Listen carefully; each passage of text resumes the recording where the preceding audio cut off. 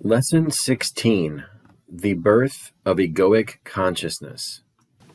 Beloved and holy friends, it is a joy to communicate with you the way of transformation. Within the word transformation, there is great wisdom. Transformation requires that there be that which abides in form, and you are that. You are spirit. You are that which has come forth as a ray of light from the mind of God, as a sunbeam to the sun. In that formless beginning, you are consciousness itself. You are intelligence itself. You are bliss. You are radiance. You are compassion. You are the potential for endless creativity. You are God itself. Now, that is the first time that we have been quite so bold. It is the first time that we have described you as that which is God. This can only mean that what you are in your essence, in your essential being, is God Himself. The first level of creation, pure spirit. The very first level of creation is then that which we call God, or Abba, first began the indescribable, the unexplainable mystery of birthing Himself forth out of the eternal matrix of His being.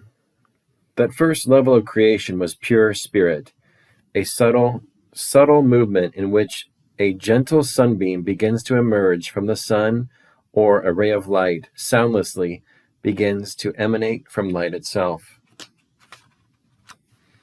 In pure spirit, you are unbounded. You are without form.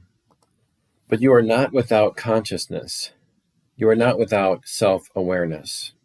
In spirit, there is only self, not self and other, not self apart from form, but simply self, radiant, shimmering, unbounded, alone, yet not lonely. Rather, filled with self, filled with God, filled with love. This first level of creation never changes. It is as God itself. For the sunbeam is as the sun, the ray of light as the light. A momentum, though, has begun. A momentum extending from the pure potentiality of all that God is. For love seeks only to extend itself. Extension is an activity. It is a movement. And for there to be extension, there must necessarily have then been created what you call space. But even at this level of creation, the space of which we speak is not quite what you would perceive in your mind as you think of that which contains the planets whirling around your sun. Rather, it was more like a mathematical concept. It was the idea of space in which extension could occur. There were not yet planets and suns. There was not yet a single atom or molecule of matter. There was pure thought, pure love, pure being, beginning to entertain, and I emphasize that word for a certain reason, the idea of pure space, pure extension, unlimited, unbounded, forever. There was pure spirit. That is what you are, now and forever. Spirit does not change. There is that which in you, right here and right now, even as you read these words, even as you perceive yourself as a body sitting in a chair, beyond all that you see with your physical eyes, all that you are aware as and within the body, beyond the activity of the surface level of the mind, in which there is the firing of the neurons in the brain almost without ceasing, so that the mind seems to never be without images and thoughts, is spirit. Far beyond this planet, and yet right where this planet abides, far beyond this universe, and yet right where this universe abides, far beyond all dimensions, the infinite dimensions of creation, yet right where those infinite dimensions exist, spirit is. Here is found what I have often referred to as the real world. Here, peace abides eternally with perfect consistency and without interruption. Here is the living reality, which has been reflected in the sentence, I and my Father are one. In other words, when consciousness transcends its perception of itself as being only conditional existence, being only the forms of existence, such as the body, mind, the particular sense of self as separate from all other selves, the blade of grass, the cloud in the sky, the rock upon the ground, when consciousness transcends this sense of itself, it abides not in a thinking relationship. It does not observe spirit as something else and then says, oh, that's what I am. Great. Rather, there is a living sense in which consciousness, as such, as the self, rests in the self and simply knows. For only knowledge is immediate and not mediated by any concept, form, or experience. In such a moment, and it takes only a moment, there is immediate awakening to the reality of the real world. In some form, and notice I said in some form, consciousness then dances back into the extension of spirit, into the extension of reality, into creativity, into creation. In the human form, it can say, I and my Father are one. There are many such statements within the human family that have been uttered to express that awakening, that reality. The creation of the soul. Now, in this ceaseless movement from that which never moves, as the ray of light emerges from light divine, unbounded, eternal, unobstructed, in the very desire to be creative, to extend creativity ceaselessly, and that is what creation is, spirit begins to condense or descend. These are both very spatial terms. Again, we are now using language that finds its source on your side of the fence, that is, on the side of the fence of phenomenal existence, not on the side of the fence of spirit, where language is hardly required. Spirit continues its dance as the one mind, God, entertains the extension of creation, and spirit begins to condense into something that has not yet ever occurred. The thought, and again, we are still operating at a level of pure thought, pure potentiality. There is not yet the deep darkness of the space of your universe or of any dimension whatsoever, begins to condense into a thought of individuation. Perhaps you have seen in your television commercials when the milk is poured into the glass in slow motion. As the milk hits the glass, it begins to move back up the sides as the cup begins to fill. And at the last moment, when the carton is tilted back and the pouring has stopped, the motion that has been started creates the phenomenon of a circular drop of milk which arises, and for a very temporary moment seems to become separated from the body of milk in the glass itself.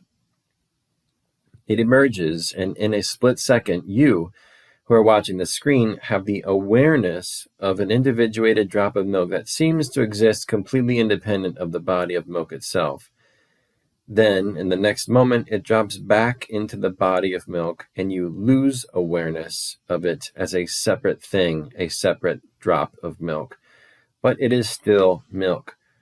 From your place of perception, it really looked as though it had separate existence.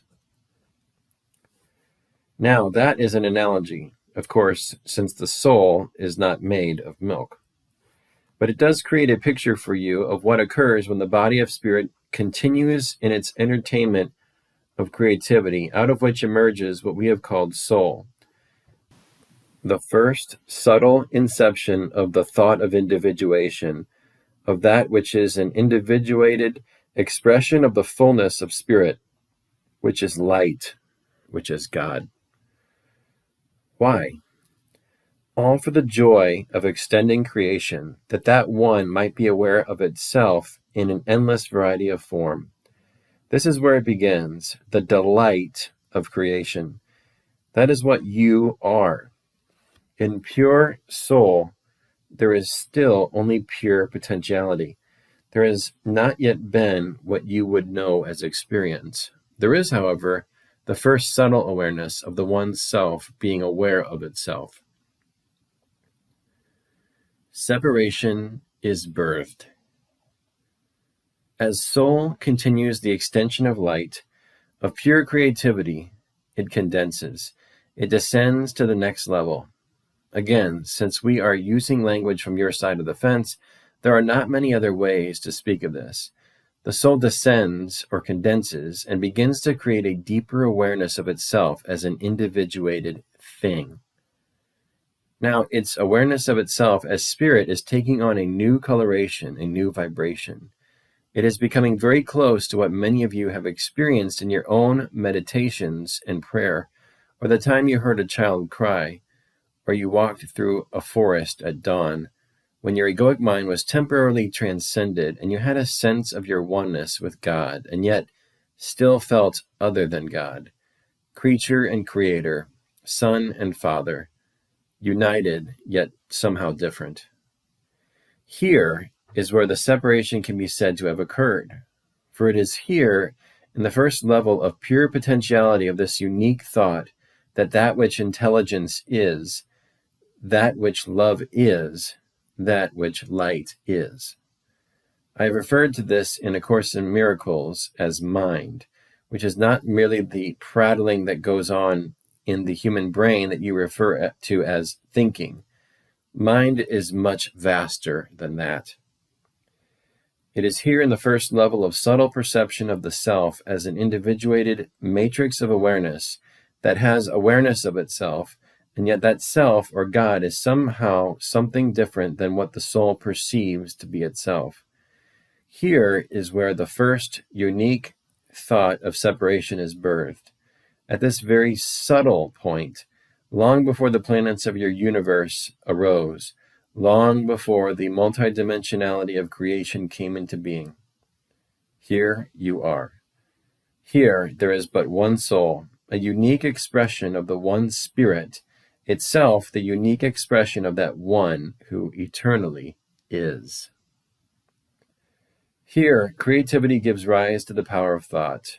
It is from the field of thought, pure thought, that creation will now begin to spring immediately into being. Here, at this subtle level, the drop of milk has seemingly separated itself and now feels awareness of itself as separate from the body of milk. And for a moment, just for a moment, there is pure joy, because it is still the one doing it, out of entertainment, out of pure play, out of the sheer exuberance of extending itself and its infinite power ceaselessly and without limitation. For you see, if God, who becomes you, held the thought, I certainly can't separate myself from myself, that would be a limitation. So the one creates a drop of itself, along with the perception that it perceives itself as separate from something that is now, for the first time, other. Here is the germination, the seed planted for egoic consciousness. But that is still a little further along in the story. As that first thought of separation is dreamt, a new energy is born. That which has been pure joy, that which has been pure freedom, pure safety, now changes form slightly. You could say a drop of milk within the drop of milk seems to separate and take on its own energy, and that we have called fear. Here is born not extension, but contraction, or the experience of contraction, as fear emerges in awareness. Now the river begins to cascade very, very quickly. Out of fear, out of the first inception of the thought, I am alone, I am separate from my Creator. Yet in reality, it is the Creator perceiving the Creator and creating the perception that God is separate from God. With that thought, an explosion occurs, very like what your scientists have called the Big Bang. They do not know how close they are. They merely need to make the shift to seeing that the Big Bang occurred in consciousness itself, not out of pure matter. In the Big Bang of consciousness, suddenly imagine that drop of milk exploding in space, which comes into being with the thought of separation, and becoming an infinite array or number of points, little droplets of milk, little droplets of consciousness, little sparks of divinity, little particles of light. To use yet another analogy from your realm of science, the wave of light has now become particles of light. When and why? Who can say? Only that one who is doing the birthing of itself knows, and you are that one. As these particles of light are now spread out through the infinite reaches of the pure potentiality of spirit, which is light, which is God, each particle possesses the exact same potential. In fact, you could not find any difference between the points of light whatsoever. None. If you were to measure them, they would be the same size, although they have no size.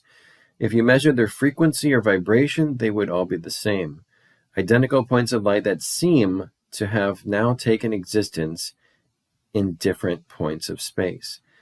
That is, there is the sense that while they are identical in quality and substance, there is a slight difference in the space that each one occupies, as though you took two identical pencils and put one on the left side of the table and one on the right, still made of the same substance, but now, in the vast continuum of space, that which is identical is occupying 2 points of space, each with the perfect freedom mirroring the perfect freedom of the one God. Infinite rays of light, now mirroring and reflecting the perfection of the freedom of pure potentiality, which is the light itself, the pure potentiality to create. And each one has within it the thought, the recognition, the perception of separation. Fear has been birthed, and with it, the thoughts, I am alone. I am not that point of light over there. I am just myself. As the energy of fear continues, the contraction, the condensation, the dissension continues. Now, what has burst forth instantaneously, this is not yet requiring time, is the multitude, the infinite multidimensionality, which is creation, except the physical universe has not yet been birthed. The physical universe requires the concept of time, for only in time does the physical dimension exist. Here is where you find what has been called in your language the hierarchy of angelic beings, of angelic worlds. They are points of light, just like you, but not in the experience of time, nor in the condensation that you would call physical bodies, not even the lower astral bodies. Still, this multidimensionality of creativity is a radiant dance with just a tinge of a sense of separation or otherness or fear. The creation of the physical universe. In this multidimensionality, which is still pervaded and is as light itself, condensation continues. And here your scientists begin to tap into it, so you can see how many steps removed they are. But here light begins to condense into the particle of matter. Again, the explosion occurs as the one basic atom, or atom, explodes in the Big Bang. And the multitude of bodies, of planetary bodies, including your central sun of your tiny little universe, is birthed. The physical universe, of which you are a part as a human being, is vast beyond comprehension. Yet it is as a tiny speck of dust. It is as a tiny speck of light, floating seemingly freely, like a tiny drop of milk that seems to have separated itself from the body of milk, and is unaware of the multidimensionality of radiant light and spirit and God in which it floats, out of which it has been given its very existence. You are, therefore, not outside of spirit. You are held lovingly, your whole physical dimension, in the center of spirit. As this condensation continues, what you have been told to call life begins. Conditions are set up, emerging from what? Pure chance? Hardly. It emerges out of the pure potentiality, the power, and the perfect intelligence to create. Although now that creativity is expressing itself more and more out of fear, not out of pure joy. It is like taking a note of a flute and muffling it slightly so that it has a different quality. Yet it is still pure energy. For what can fear be but energy? Just as love is energy, compassion is energy, sadness is energy, and anger is energy. Do you see? Fear is just an energy and nothing more. In itself, it is perfectly neutral, for all events are neutral. And fear, being merely a dance or a play of energy itself, must be an entirely neutral event until something arises to perceive and experience it differently. And what is that? The birth of egoic consciousness. Fear has taken its final form. Here, fear has condensed into its final form. There can be no further condensation of the energy that has become fear, for egoic consciousness is fear-full consciousness. The ego is fear, yet it is made of pure power, pure potentiality, unlimited creativity. Rest assured, you all have the experience of knowing just how ceaselessly creative egoic mind can be. For without ceasing, it knows how to immediately look upon another brother or sister or event or anything, and that fast, in the twinkling of an eye, in a space that does not even require a thought. Egoic consciousness can change its values, can change its perceptions to create what it wants to create.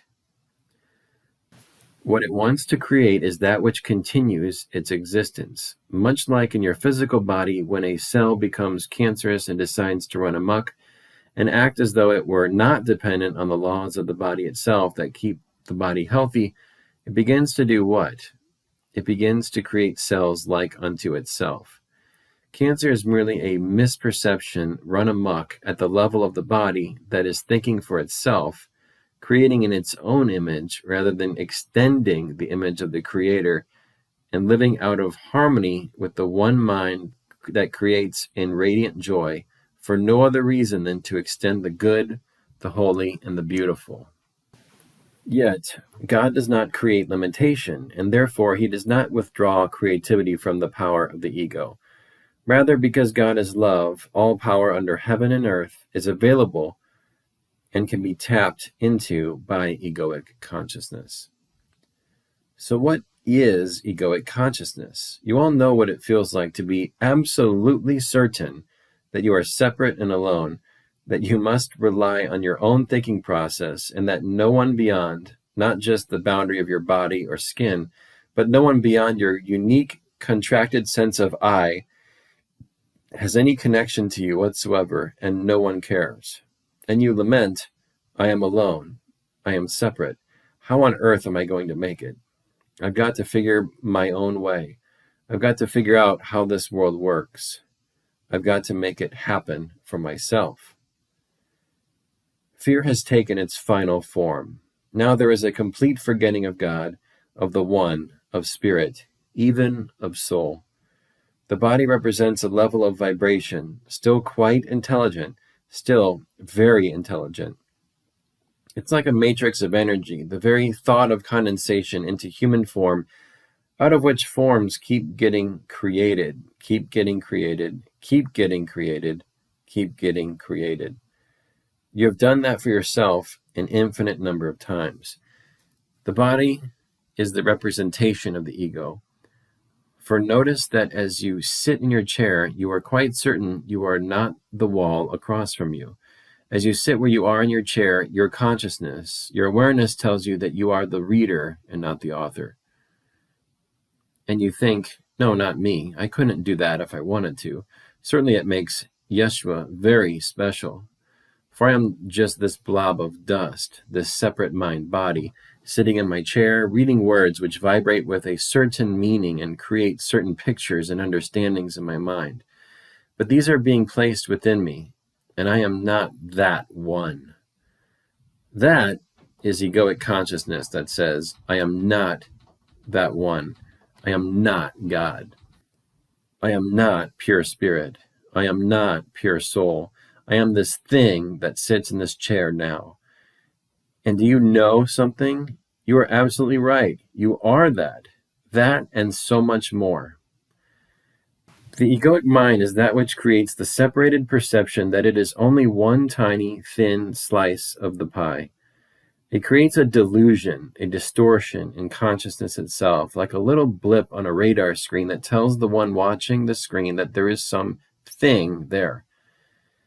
The egoic mind says, I am separate. I am alone. I cannot think with the mind of God. I cannot experience unity consciousness. I cannot be as Yeshua is. No, not me. I'm too small and too weak. Oh, I just don't have it together yet. Maybe someday. Yet all the while you are that one. By the power of that one, you have the potential to think the thought, I could never be like Yeshua is. I'm really too small, too fragile, too weak, and too stupid. Oh, Christ consciousness may be there for someone else, but not for me. The whole while, that very thought must use the power of the one.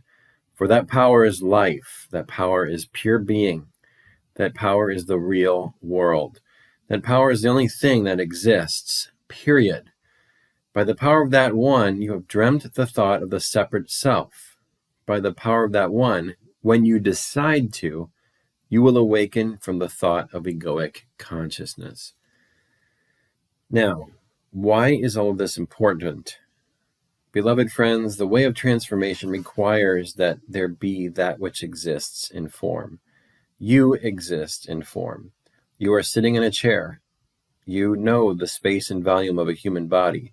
You know the particular thoughts that you identify as your own. You have a history to that body-mind that emerged from sexual desire between two beings called parents who got together.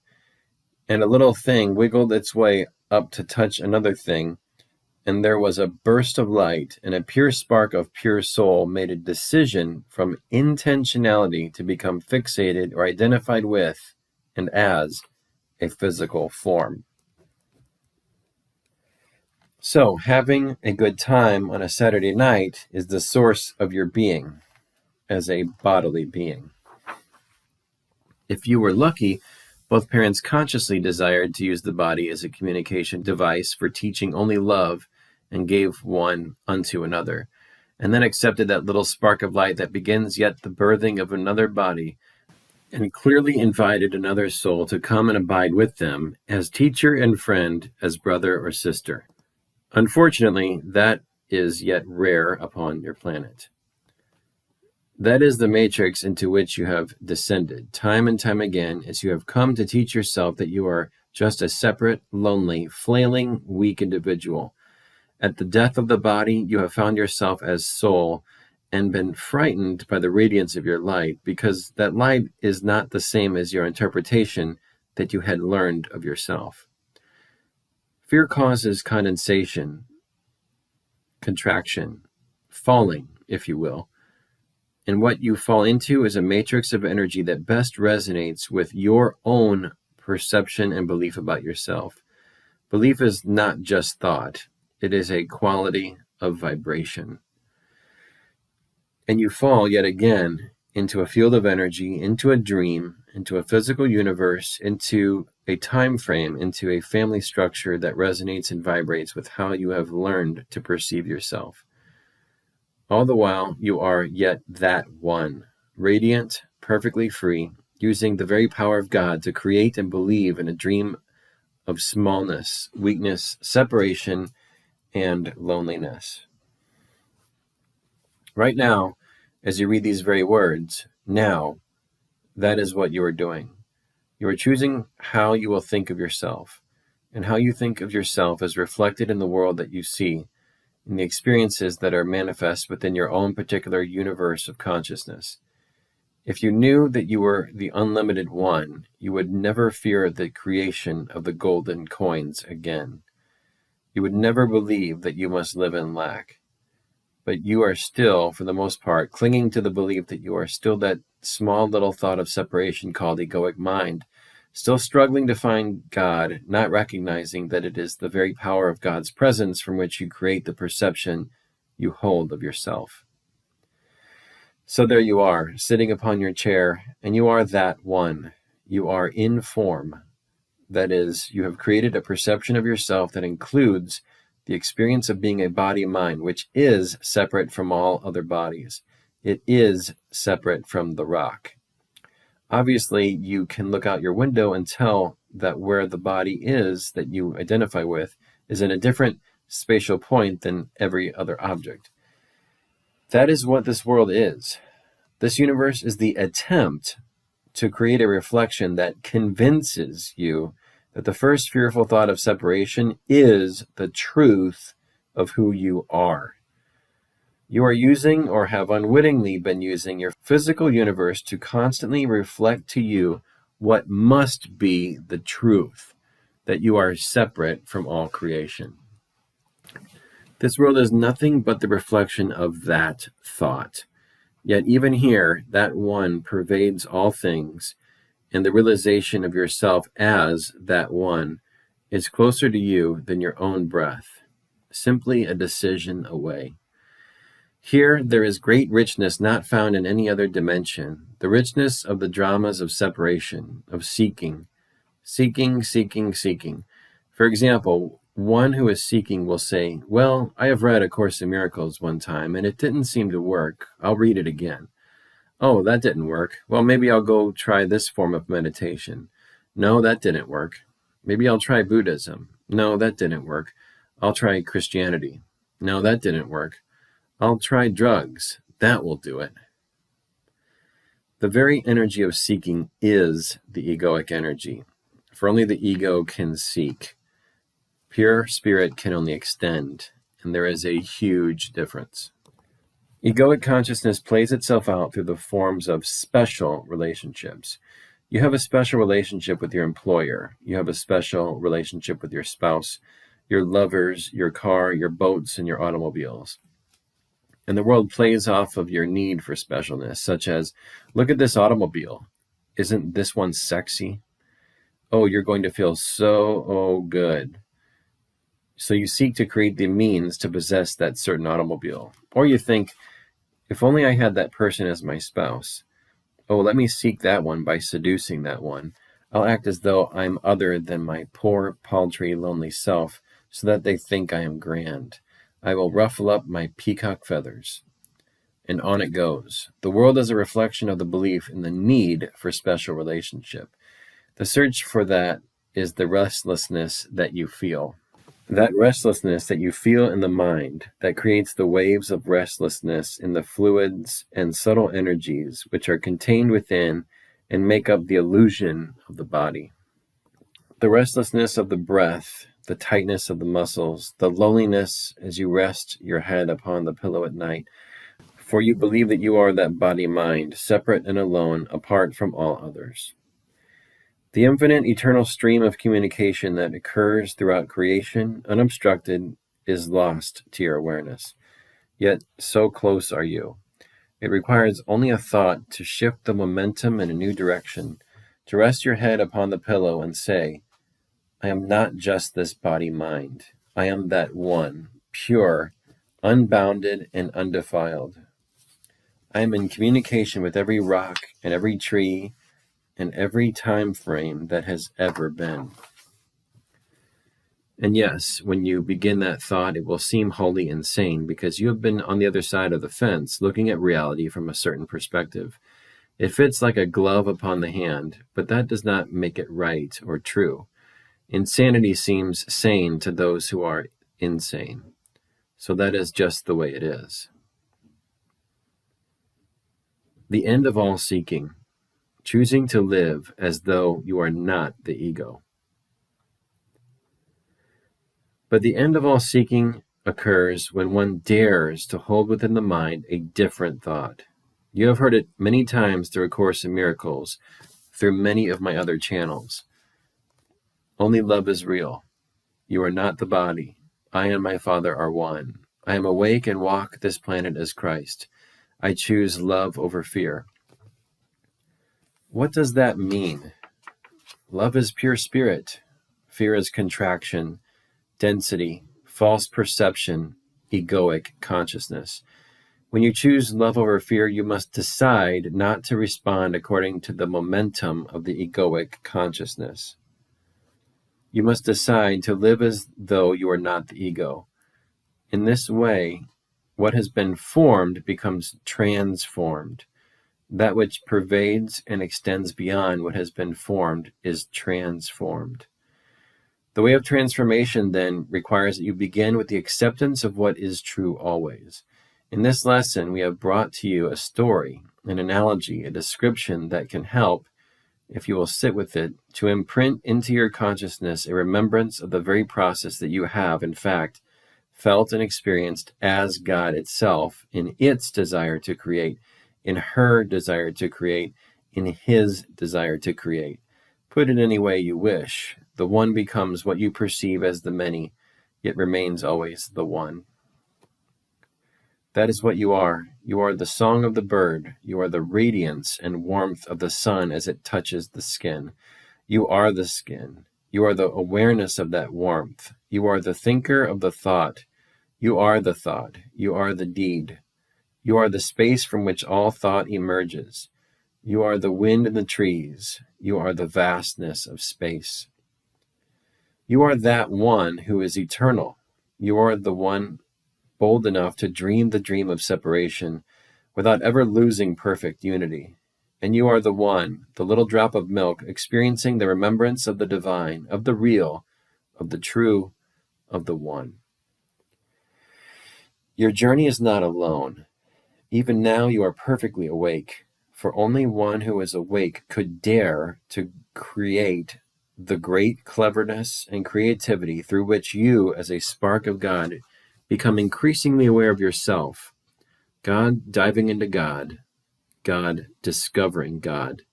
What a delightful, delightful play. Here then we begin to let the secret out of the bag.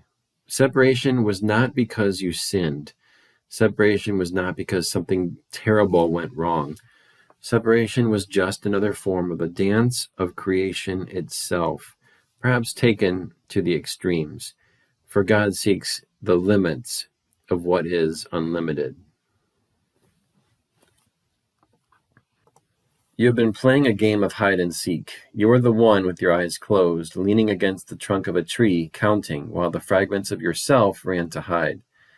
And you are the one who has reached out to discover those fragments and is in the process of doing that. You are the one who has become the many and then has waited to be discovered by that one.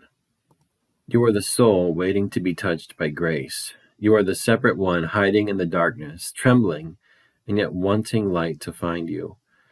Why not begin now, in this moment, by sitting quietly as Christ for 5 minutes, and say to the one who is coming now from the trunk of the tree, I have done a very good job of hiding, but I think it would be a great delight to be found.